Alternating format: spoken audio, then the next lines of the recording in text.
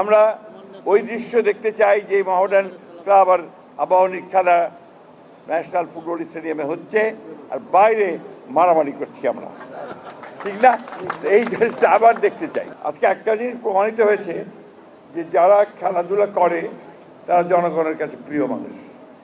কারণ প্রমাণিত হয়েছে যে আজকে দেখবেন এখানে যারা এমপি মন্ত্রী হয়েছেন এরা সবই কিন্তু মহামেডান ক্লাবের সঙ্গে জড়িত। দ্যাট মিন এরা জনপ্রিয় মানুষ, এটা কিন্তু সার্বজনীন। আজকে এই যে নিয়াজ বসে আছেন আমাদের সামনে, ওর বাবা ছিলেন আমাদের শিক্ষক। রকিবুল হাসান তো আছেই, আমাদের রৌফলের ছোট ভাই। হ্যাঁ, ছোট না, রৌফলের ছোট ভাই তো। হ্যাঁ, রৌফল ছিল আমাদের এক ক্লাস জুনিয়র কন্টেম্পোরারি। বাট এটা একটা আলাদা জগৎ। এই জগতে যখন আসি তখন মনে হয় আই এম এট হোম, কারণ আমি নিজে মাঠে থাকতাম। অবশ্য আমি একেবারে মফস্বলের মানুষ, আপনাদের মতো এই ঢাকা মহানগরের মানুষ ছিলাম না। নান্ডু সাহেবের খেলা দেখে খুব ভালো লাগতো, মনে হতো যে সত্যিকার অর্থেই নান্ডু খুব ভালো খেলছে। ক্রিকেটের সঙ্গে বেশি জড়িত ছিলাম, একসময় ক্রিকেট কন্ট্রোল বোর্ডের মেম্বারও ছিলাম।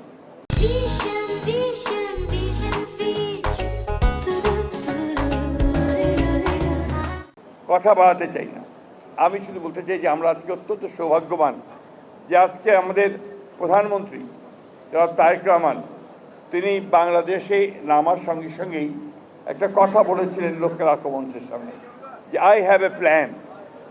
এই প্ল্যানটি তিনি কার্যকর করা শুরু করেছেন এবং গতকাল এখানে আমিনুল আছে, আমি আমিনুলকে অবশ্যই একটা ধন্যবাদ কৃতজ্ঞতা জানাতে চাই যে সত্যিকার অর্থেই সে একটা খুব ভালো কাজ শুরু করেছে। আমি খুব আশাবাদী যে তার নেতৃত্বে ক্রীড়াঙ্গন অনেক দূরে এগিয়ে যাবে। তারেক রহমান সাহেব এই খেলাটাকে তিনি একেবারে গ্রামের মধ্যে মানুষের মধ্যে নিয়ে যাওয়ার জন্য কাজ শুরু করেছেন। শুধু তাই নয়, এই খেলা যারা খেলোয়াড় তারা যেন পেশাজীবী হয়ে ওঠে খেলাকে নিয়ে, সেটাও তার মাথার মধ্যে রয়েছে এবং সেই লক্ষ্যেও তিনি কাজ শুরু করেছেন। কালকে ভাতা দেওয়া হয়েছে বা সম্মান করা হয়েছে, এটা বড় কথা নয়। বড় কথা হচ্ছে যে ভবিষ্যতে যারা খেলবে তারা যেন খেলাকে পেশা হিসাবে নিতে পারে, এই কাজটি তিনি শুরু করেছেন, যেটা আমি মনে করি যে বাংলাদেশের ক্রীড়াঙ্গনে নিঃসন্দেহে একটা নতুন চিন্তা, নতুন ভাবনা এবং সামনের দিকে নিয়ে যাবে। প্রিয় ভাইয়েরা, আমরা খেলাধুলাকে আমাদের অন্তরে ধারণ করি। আমি এখনও সুযোগ পেলে মাঠে ক্রিকেট খেলা দেখতে যাই এবং যদি আবাহনী মহামেডান ফুটবল খেলা হয় তাহলে আবার দেখতে যাব, কারণ এইগুলো আমাদের প্যাশন। আমরা ছোট থেকে গড়ে উঠেছি এই ধরনের আপনার আনন্দ উপভোগ করার মধ্য দিয়ে। আমরা সবসময় মনে করেছি এখানে কোনো রাজনীতি থাকবে না, এখানে রাজনীতির কারণে কোনো মেধাবী ক্রীড়াবিদ বাদ পড়বে দল থেকে বা জাতীয় দল থেকে, এটা সবচেয়ে কষ্টের কারণে দাঁড়ায়। এইগুলো থেকে আমাদেরকে বেরিয়ে আসতে হবে।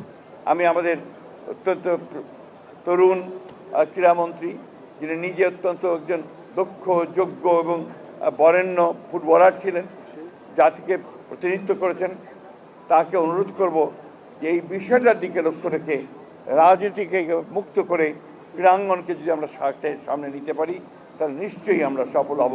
আর আমাদের বর্তমান প্রধানমন্ত্রী জনাব তারেক রহমান সেইটাই চান, সেটাই তিনি কালকে বলেছেন। আমি বক্তব্য দীর্ঘ করবো না, এখানে অনেকে আছেন যারা রোদে কষ্ট পাচ্ছেন, গরমে কষ্ট পাচ্ছেন।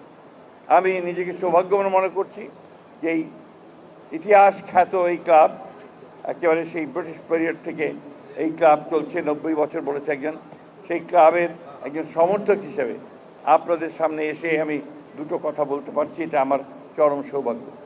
আমরা একটা অন্ধকার থেকে বেরিয়ে এসেছি, একটা অন্ধকার সময় থেকে বেরিয়ে এসেছি, যে কথা নিয়াজ মুর্শেদ বলছিল।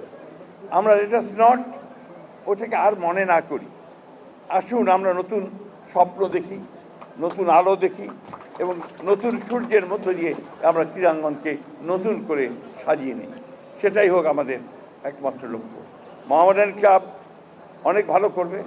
মহামেডান ক্লাবের মধ্যে এখন যারা এসছেন তারা বেশিরভাগই তরুণ এবং আমি মনে করি তাদের নেতৃত্বে মহামেডান ক্লাব সামনের দিকে এগিয়ে যাবে।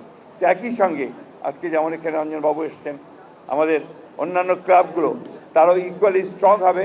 অর্থাৎ খেলার মাঠে আমরা প্রতিযোগিতা দেখতে চাই, সুস্থ প্রতিযোগিতা দেখতে পাই। আমরা ওই দৃশ্য দেখতে চাই যে মহামেডান ক্লাব আর আবাহনীর খেলা ন্যাশনাল ফুটবল স্টেডিয়ামে হচ্ছে, আর বাইরে মারামারি করছি আমরা, ঠিক না? এই জিনিসটা আবার দেখতে চাই।